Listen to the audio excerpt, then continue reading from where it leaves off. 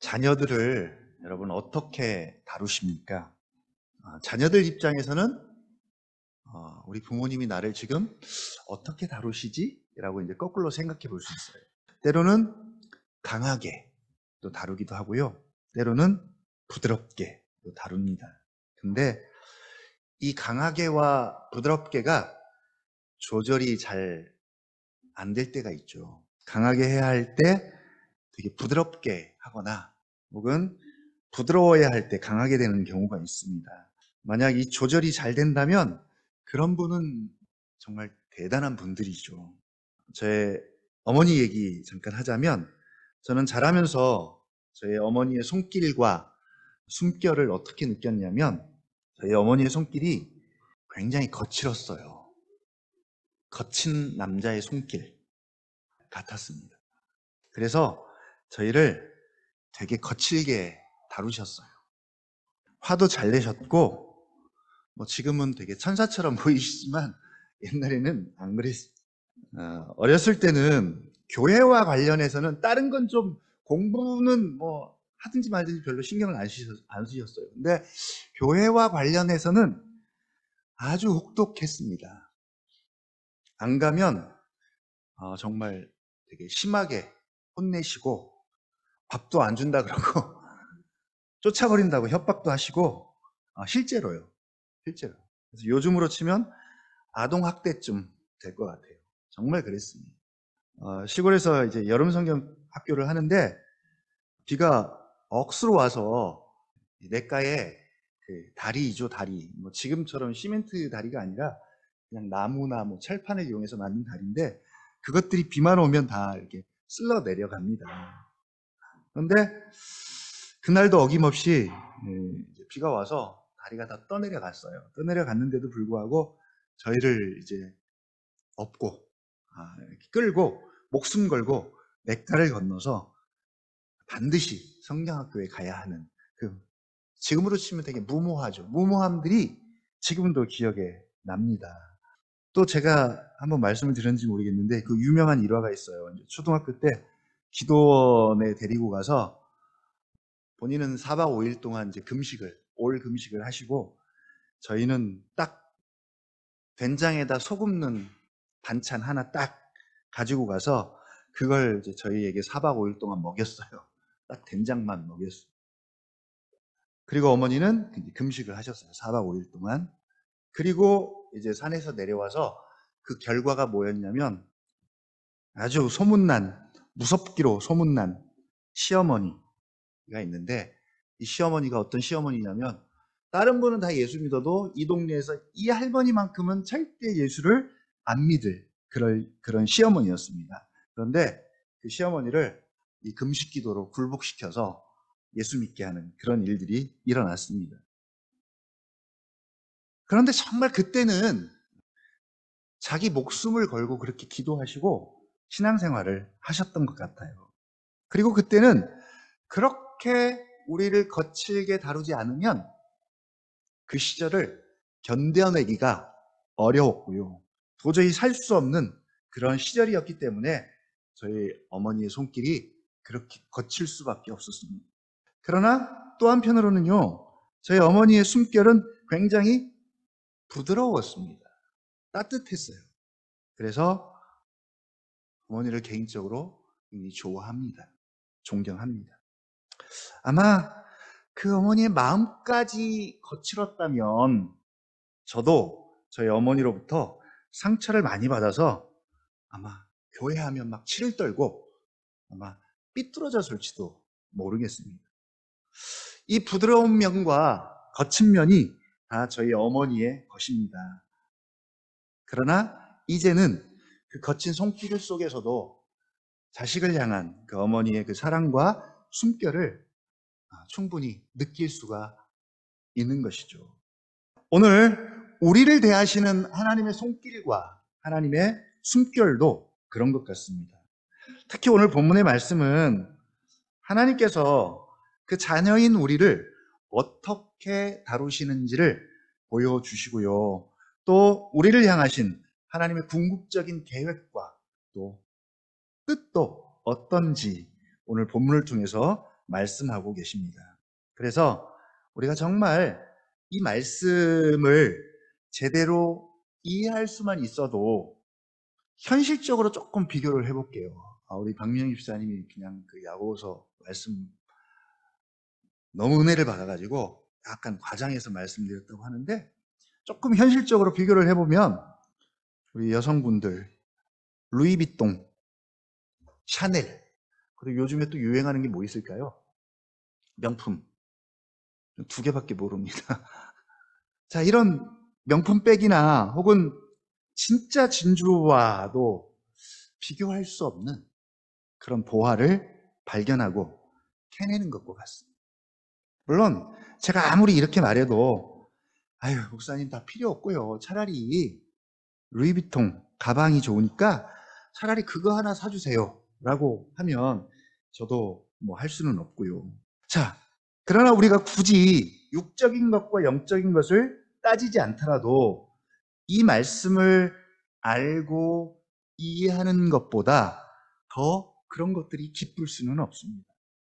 그래서 많은 시간을 투자해도 아깝지 않은 본문 중에 하나가 이제 오늘 본문입니다.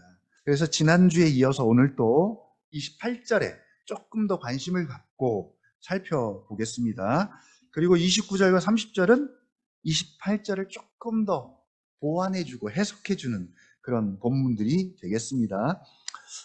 지난번에 아는 것과 모르는 것에 대해서 말씀을 드렸습니다. 모르는 것은 당장 우리 눈앞에 보여지는 환경들, 놓여진 구조들, 지금 일어나는 상황들, 사건들, 그리고 환난이나 고난에 대해서는 왜 그런지 우리는 당장 답을 얻을 수 없고 알 수가 없습니다. 그래서 기도할 바를 알지 못하고 탄식합니다. 그러나 성령 하나님께서 또 하나님의 뜻대로 탄식하도록 우리를 도우십니다. 그러나 또 한편으로는 압니다. 그런 고난과 환난이 궁극적으로 우리를 어떤 결론에 도달하게 될지, 우리를 어떻게 인도해 가실지 압니다. 오늘 말씀 그대로입니다. 하나님을 사랑하는 자, 곧 그의 뜻대로 부르심을 입은 자들에게는 모든 것이 합력하여 선을 이룬다는 사실을 우리가 압니다. 자, 여기까지 생각을 해봤는데요. 오늘 이어서 왜 그런지에 대해서도 우리가 함께 생각을 해보겠습니다. 모든 것이 합력하여 선을 이룬다라는 것을 하나님의 섭리라고 해도 좋을 것 같아요. 하나님의 섭리.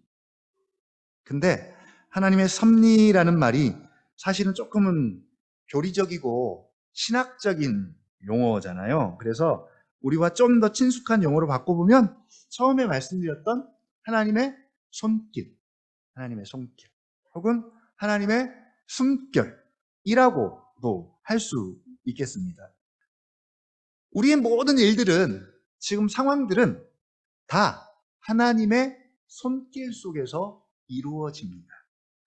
하나님의 주권이라고도 하죠. 우리는 지금 하나님의 다스림 속에 있습니다. 모든 사람이 그렇습니다. 누구든지 예외가 없습니다. 머리털 하나까지도 다 세신바되고 참새 2마리가 한 아사리온에 팔리는 것도 하나님의 뜻과 허락 없이는, 허용 없이는 안 됩니다. 여러분, 참새가 뭐라고요? 우리 교회 그 주변에 새가 유독 많아요. 정말 온갖 종류의 새들이 정말 많습니다. 그런 새들조차도, 혹은 제가 오늘 교회 오는데 그 동부생명 인재개발원 앞에 제 앞길을 참새 한 5마리가 막 막고 있었어요. 그러면서 참새를 생각해 봤어요. 저것들도 하나님의 허락 없이는, 허용 없이는 아무것도 되지 않을 텐데 라는 생각을 해봤는데, 실제로는 설마 하나님께서 저 참새까지 라는 생각이 조금 있어요. 제 머릿속에. 의심을 합니다. 근데 성경은 그 참새가 뭐라고, 아무도 신경 안 쓰는 참새 1마리까지도 다 하나님의 주권 속에, 섭리 속에 있다고 그렇게 말씀하고 있습니다. 우리는 지금 하나님의 손길과 다스림 속에서 진행 중에 있습니다. 그래서 지금의 상황과 환경만 보고 섣부르게 어떤 결론을 내리는 것은 사실은 성경적이지 않죠. 금물입니다. 물론 속담에는 이런 속담이 있어요. 뭐 될성부른 나무는 떡잎부터 알아본다. 떡잎만 보고도 벌써 이 나무의 장래를 진단하고 예측이 되는 것이죠. 혹은 뭐 3살 버릇 8까지 가고 콩 심은 데 콩 나고 팥 심은 데 팥 난다. 자, 이런 것들은 자연성에서는 일리가 있어요. 일리가 있습니다. 자연의 법칙도 다 하나님의 창조와 섭리와 그 원리 가운데 있습니다. 그러나 하나님께서 우리를 다루시는 방식은 자연의 원리와 상식과 우리 이성과 한계를 초월합니다. 물론 그것도 사용하세요. 그러나 그것을 초월합니다. 우리가 원하는 하나님의 손길은 어떤 손길입니까? 어떤 손길을 원하세요? 어떻게 하나님께서 나를 다스려 주시기를 원하시고 인도해 주시기를 원하십니까?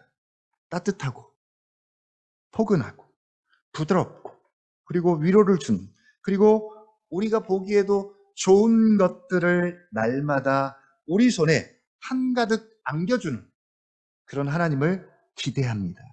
아마도 거칠고 메마르고 그리고 우리에게 고통과 아픔을 주는 그런 손길을 원하는 분은 아마 없을 거예요. 없을 겁니다.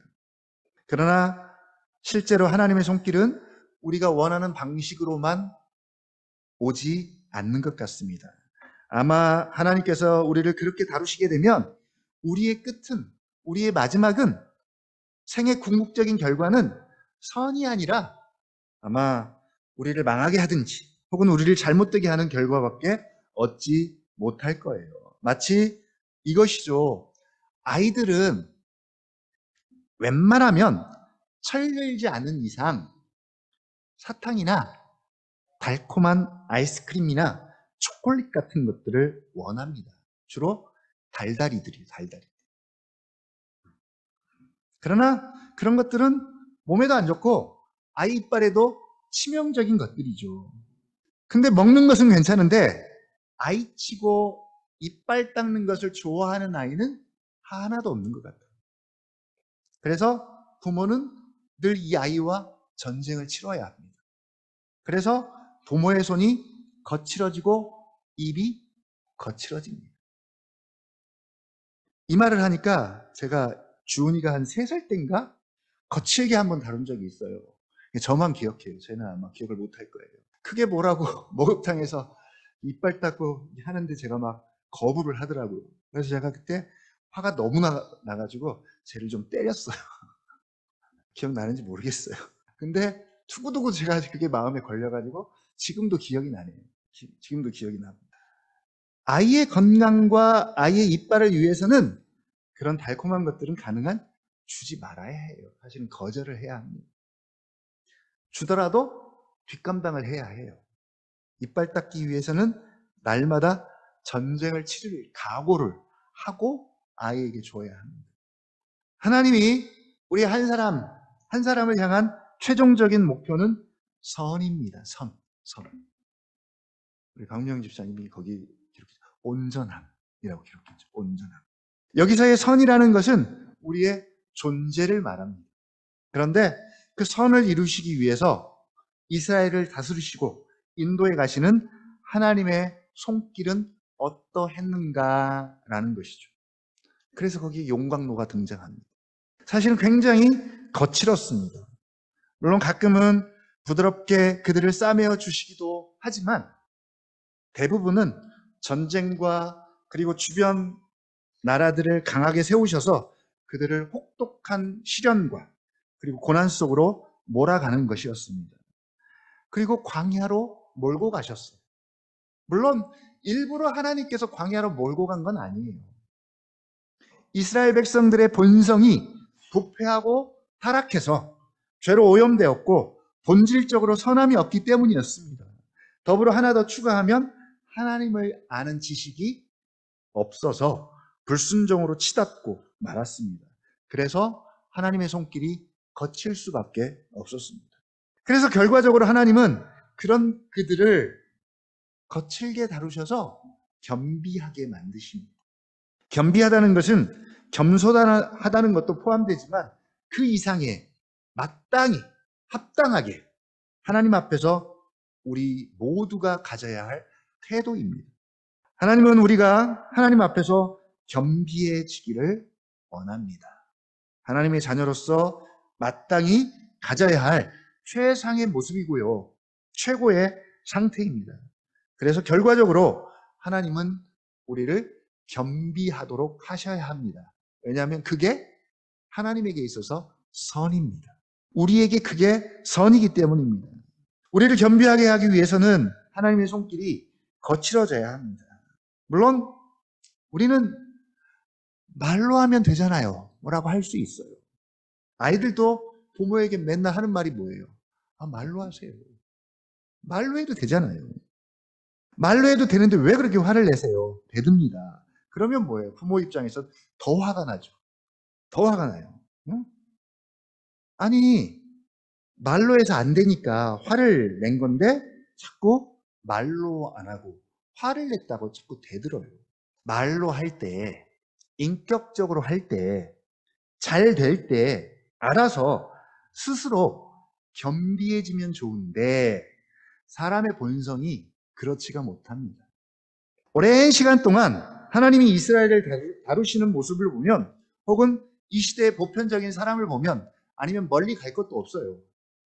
저 자신을 들여다보면 우리 자신을 들여다봐도 적어도 사람이 스스로 겸비해지기가 정말 어렵다라는 것이죠. 어려운 정도가 아니라 사실은 불가능하죠. 그래서 하나님께서는 우리에게 일어나는 모든 일들, 모든 상황들을 다 사용하셔서 우리를 더 겸비하게 하고 더 겸손하게 하십니다. 특히 겸손하게 하고 겸비하게 하는데 고난보다 더 좋은 것은 없습니다. 다윗이 가장 겸손할 때가 언제냐면 바로 밧세바를 범한 후에, 즉 그의 인생에서 가장 어려운 실패를 맛보고 죄악을 맛보고 난 후입니다. 그때 그는 하나님 앞에서 가장 겸손했고 가장 겸비한 모습으로 섰습니다. 그것이 바로 시편 51편의 다윗의 고백입니다. 요건 집에 가서 한번 읽어보십시오. 구구절절히 자신의 죄를 참회하고 고백하고 하나님의 은혜와 얼굴을 구하는 내용입니다. 그는 전보다 훨씬 더 겸비해졌고 겸손해졌습니다. 더 좋은 사람이 되었습니다. 시편 119편 71편에 보면 고난당하는 것이 내게 유익이라. 이로 말미암아 내가 주의 율례들을 배우게 되었나이다 라고 말씀합니다. 그렇습니다. 우리는 지금 어떤 시대를 살아가고 있냐면 마치 하나님께서 그 얼굴을 우리 가운데서 돌리시고 우리를 외면하는 것 같은 그런 시기를 우리가 지금 살아가고 있습니다. 하나님을 찾고 하나님께 부르짖어도 응답이 없어요. 응답이 없어요. 그 얼굴을 피하십니다. 우리를 외면하는 것 같습니다. 그러나 하나님은 그것을 사용하십니다. 그래서 결과적으로 합력하여 선을 이루십니다. 마치 부모가 자녀들의 성장과 자녀들을 위해서 그들 앞에서 때로는 숨어버리고요. 그들의 요구에 거절하는 것처럼 하나님께서도 우리를 그렇게 하실 때가 있습니다. 그리고 그 자녀들이 넘어지는 것을 허용하시기도 합니다. 실패하게 합니다. 욥의 경우에는 어떻습니까, 여러분? 의로운 자임에도 불구하고 심하게 넘어졌어요. 넘어져서 거의 죽을 뻔했습니다. 오히려 차라리 죽는 것이 그에게는 더 나을 뻔한 지경까지 갔습니다. 그러나 그의 결말과 끝은 좋습니다. 모든 것이 합력하여 선을 이룹니다. 말 그대로 모든 것입니다. 이해할 수 없는 상황과 고난까지도 포함된 것입니다. 그런데 아무에게나 선이 아니라 하나님을 사랑하는 자, 곧 그의 뜻대로 부르심을 입은 자들에게만 해당되는 말씀입니다. 왜 하나님을 사랑하는 자들에게만 이라는 전제를 달았을까요? 결국 우리가 하나님을 사랑하는지 그렇지 않은지는 이런 고난을 통과해보면 알 수 있기 때문입니다. 하나님을 사랑하는 것은 믿는 것을 포함합니다. 우리가 하나님을 사랑하게 되면 결국은 거칠고 험한 손길이라고 생각하는 시련과 환난과 고난을 통해서도 우리를 만지시고 우리를 인도하고 계시는 그 하나님의 아버지의 부성과 사랑을 우리는 충분히 확신할 수 있기 때문입니다. 그래서 결국은 하나님을 사랑하는 자들에게만 모든 것이 합력하여 선을 이루어 가십니다. 이 사랑은 굉장히 실제적인 사랑입니다. 이 사랑에 대해서는 이제 교육부 주관으로 사랑을 말하다라는 책을 이제 스터디할 터인데 그때 배우시고 제가 패스를 하겠습니다. 그때 배우시고 일단 오늘은 좀 넘어가겠습니다. 우리가 어떻게 하나님을 사랑할 수 있을까요? 여러분 어떻게 지금 하나님을 사랑하고 계세요? 요한복음 14장 21절 나의 계명을 가지고 지키는 자라야 나를 사랑하는 자니 나를 사랑하는 자는 내 아버지께 사랑을 받을 것이요 나도 그를 사랑하여 그에게 나를 나타내리라. 나의 계명을 지키는 자라야 나를 사랑하는 자다. 예, 우리가 하나님을 사랑하는 것을 어떻게 보여줄 수 있냐면 바로 하나님의 계명을 지키는 것으로 보여줄 수 있습니다. 그러나 사실은 우리가 하나님을 사랑하는 것은 애시당초 불가능한 얘기입니다. 불가능한 일이죠. 그래서 우리의 사랑이 먼저가 아니라 사실은 우리에 대한 하나님의 사랑이 먼저죠. 그걸 전제하고 있는 겁니다. 그 사랑이 먼저 우리를 사랑함으로 그 사랑을 부어주심으로 우리가 하나님을 사랑하게 된 것입니다. 요한일서 4장 16절 19절 말씀입니다. 4장 16절이요. 하나님이 우리를 사랑하시는 사랑을 우리가 알고 믿었노니 하나님은 사랑이시라. 사랑 안에 거하는 자는 하나님 안에 거하고 하나님도 그 안에 거하시느니라. 19절이요. 우리가 사랑함은 그가 먼저 우리를 사랑하셨습니다. 그렇습니다. 사실은 우리가 하나님을 사랑하는 것이 아니라 하나님이 먼저 우리를 사랑하셨기 때문에 그 사랑에 대한 반응으로 우리가 하나님을 사랑하게 된 것입니다. 이것을 먼저 전제하고 하나님을 사랑하는 자에게는 모든 것이 합력하여 선을 이루어 갑니다. 바로 모든 것이 합력하여 선을 이룰 수밖에 없는 첫 번째 근거입니다. 하나님이 우리를 사랑하시기 때문에, 하나님이 나를 사랑하시기 때문에 누가 우리를 그리스도 예수 안에 있는 하나님의 사랑에서 끊을 수 있으랴. 바로 첫 번째 근거입니다. 두 번째 근거입니다. 우리의 모든 것, 좋은 일, 안 좋은 일, 그리고 기쁜 일, 슬픈 일, 그리고 여러분에게 지금 일어나고 있는 일들, 가장 고통스러운 일들, 기억하기 싫은 그 일까지도 다 포함해서, 그리고 과거의 일들, 그리고 앞으로 일어날 모든 일들, 모든 만남들, 모든 관계들 다 포함해서 이 모든 것이 합력하여 선을 이룰 수 있을까요? 어떻습니까, 여러분? 예스입니까? 아멘입니까?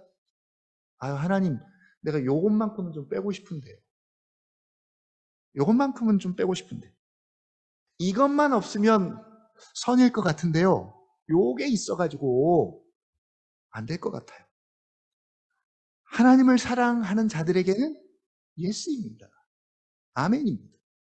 하나님은 반드시 그렇게 하십니다. 그리고 그 일이 왜 절대적으로 가능하냐면 바로 그의 뜻대로 부르심을 입었기 때문입니다. 하나님의 사랑을 입은 것만으로도 충분하지만 덧붙여서 더 확증하고 도장을 찍어서 그의 뜻대로 부르심을 입었기 때문에 가능합니다. 결국은 우리가 하나님을 사랑하기 때문이라기보다는 그의 뜻대로 부르심을 입은 자들이기 때문에 그렇습니다. 그것이 하나님의 뜻이기 때문입니다. 모든 것이 지금 하나님의 뜻대로 되어지고 있습니다.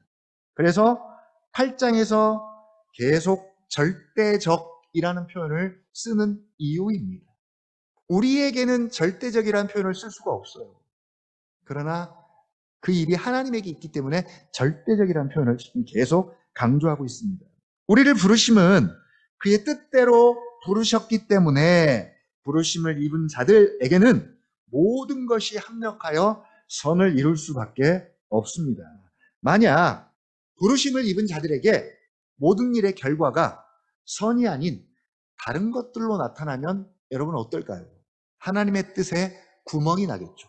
하나님의 뜻이 변하거나 신뢰할 수 없는 하나님이 되겠죠. 왜 언약나무 교회입니까? 왜 언약나무 교회가 자랑스러울까요? 왜 언약이 우리에게 그렇게 자랑스러울까요? 하나님은 언약에 신실하기 때문에, 신실하기 때문에 선으로 우리를 인도하십니다. 만약에 신실하지 못하면 언약을 떼야 돼요. 아니, 믿을 수 없는 언약을 뭐하러 앞에다 붙일 수 있겠어요? 결국은 핵심은 하나님의 뜻과 계획, 하나님의 마음에 있습니다. 하나님의 마음에 의해서, 뜻에 의해서 부르심을 입은 자들에게는 절대로 모든 것이 합력하여 선을 이루어 내십니다. 하나님이 그렇게 하십니다. 하나님이 그렇게 하세요. 그것은 하나님의 뜻이기 때문입니다. 그러나 그것이 하나님의 뜻일지라도 우리가 피부로 느끼는 하나님의 손길은 거칠게 느껴질 수 있습니다. 하나님의 손길은 언제나 부드럽지만은 않습니다. 거칩니다.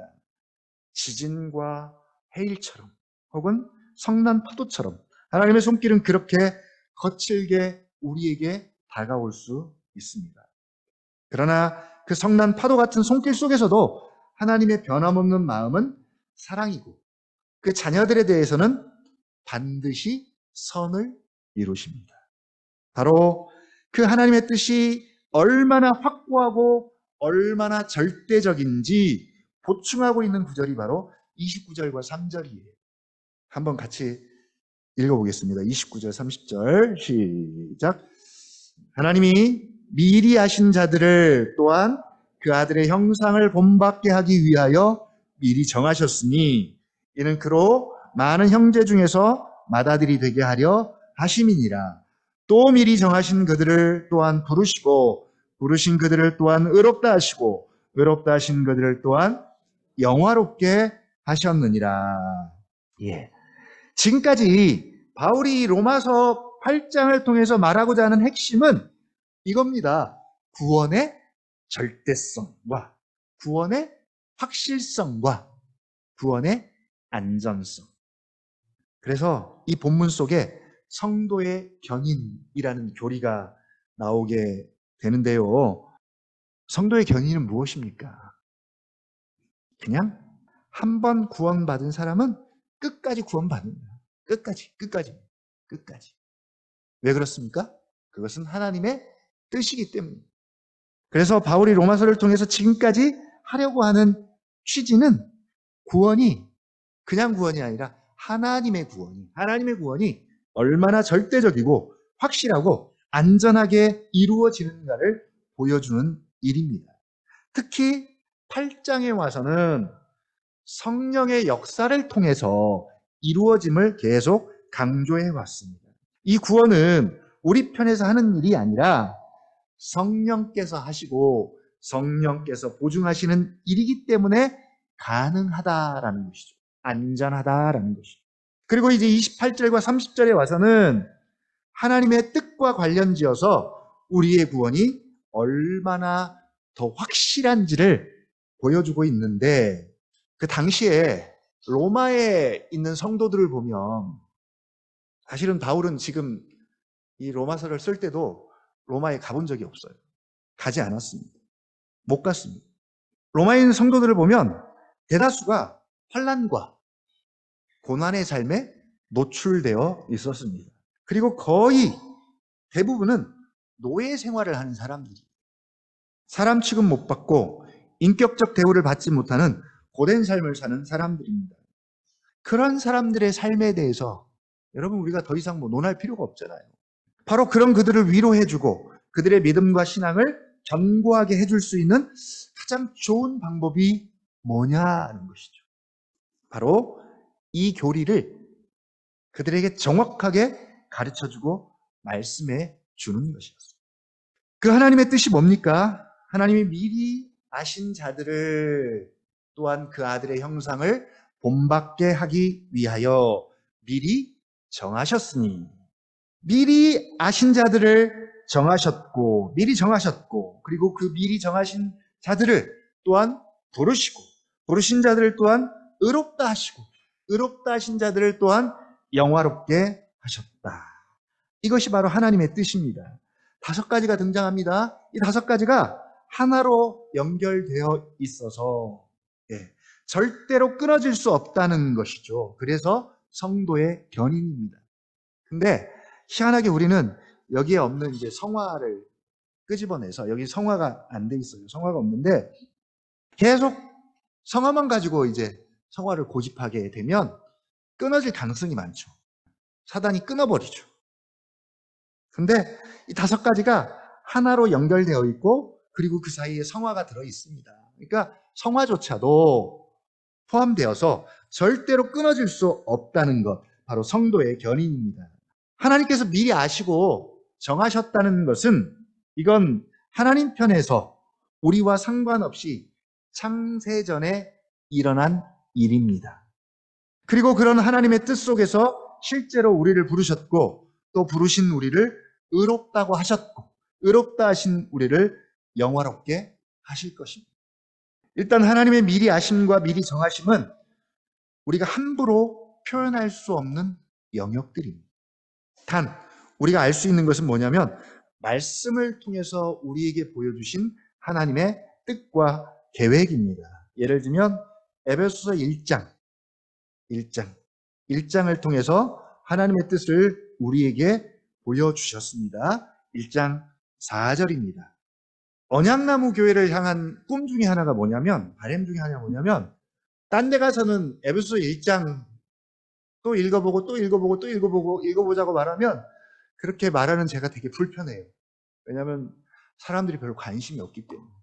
그런데 언약나무 교회는 이렇게 가자 그러면 더 좋아할 거라고 이제 제가 생각을 합니다. 오해입니까? 빠져나가지 못하도록 제가 이렇게 읽자 그러면 더 좋아하고 더 즐거워하고, 그걸 이제 상상하는 거죠. 4절 한번 읽어보겠습니다. 왜냐하면 하나님의 뜻이니까, 하나님의 마음이니까. 하나님의 뜻을 알려달라고 해놓고 하나님의 뜻을 알려주는데 관심이 없고 막 하품하면 안 되잖아요. 하나님의 뜻 맨날 우리 기도하는데. 4절 한번 읽어보죠. 시작. 곧 창세전에 그리스도 안에서 우리를 택하사 우리로 사랑 안에서 그 앞에 거룩하고 흠이 없게 하시려고 그 기쁘신 뜻대로 우리를 예정하사 예수 그리스도로 말미암아 자기 아들들이 되게 하셨으니, 이는 그가 사랑하시는 자 안에서 우리에게 거저 주시는 바 그의 은혜의 영광을 찬송하게 하려는 것이라. 그리고 이제 9절 10절입니다. 9절 10절 시작. 그 뜻의 비밀을 우리에게 알리신 것이요 그의 기뻐하심을 따라 그리스도 안에서 때가 참 경륜을 위하여 예정하신 것이니, 하늘에 있는 것이나 땅에 있는 것이 다 그리스도 안에서 통일되게 하려 하심이라. 중요한 사실은 그의 기쁘신 뜻대로, 그의 기뻐하심을 따라 우리를 창세 전에 아셨고, 감이 안 오죠. 창세 전에 우리를 아셨대요. 그리고 미리 정하셨대요. 사실입니다. 우리가 나기도 전에, 생기기도 전에. 그래서 이 모든 것은 하나님 편에서 하시는 것이기 때문에 구원이 확실하죠. 그런데 이 구원은 그저 우리가 단지 죄로부터 해방되고 죄의 속박으로부터 자유로워지는 것만을 말하는 것이 아니라 그 이상의 구원을 지금 말하고 있습니다. 구원은 되게 포괄적이죠. 엄청나죠. 왜 하나님이 우리를 아셨고 우리를 정하셨습니까? 우리를 구원하시려고 계획하십니까? 하나님의 보다 궁극적인 목적, 큰 뜻이 있다는 것이죠. 무엇입니까? 그 아들의 형상을 본받게 하기 위하여라고 말씀합니다. 그래서 그리스도의 형상을 본받고 닮아가는 것 우리의 목표입니다. 보이는 교회의 목표예요.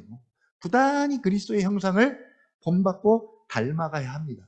계시록으로 표현하면 그리스도의 신부로 준비되어지는 과정이죠. 그러나 이것도 구원의 궁극적이고 최종적인 목적과 목표는 아니라는 것이죠. 예를 들면 이것입니다. 하나님의 아들의 형상을 본받는 것은 예수 그리스도를 닮은 것이라고 할 수 있는데 이것도 우리의 최고의 궁극적 목적이 아니라는 것이죠. 자, 그러나 제자도 우리가 누구입니까? 예수 그리스도의 제자입니다. 자, 제자도에 있어서는 이것보다 더 중요한 것은 없습니다. 제자화 되어야 하는데 그것에 있어서는 가장 중요한 대목입니다. 그래서 우리는 부단히 이렇게 그리스도를 닮아가야 합니다. 그러나 거시적인 하나님의 뜻에 있어서 그것이 구원의 최종적이고 궁극적인 목표는 아니라는 것이죠. 우리가 늘 우리 자신에게 관심이 많기 때문에 뭐든지 우리가 중심에 서 있어야 한다고 생각합니다. 맞습니다. 예수님이 우리를 위해서 구원하러 오셨습니다. 그렇기 때문에 우리가 엄청나게 중요한 것은 사실입니다. 너는 택한 족속이요 왕 같은 제사장이요 하나님 나라에 소유된 백성입니다. 바로 우리 자신이 그렇게 존귀한 존재인 건 맞습니다. 그러나 우리 자신의 어떠함이 구원의 최종적인 목적은 아닙니다. 이는 그로 많은 형제 중에서 맏아들이 되게 하려 하심이니라. 이건 예수 그리스도에게 해당되는 말씀입니다.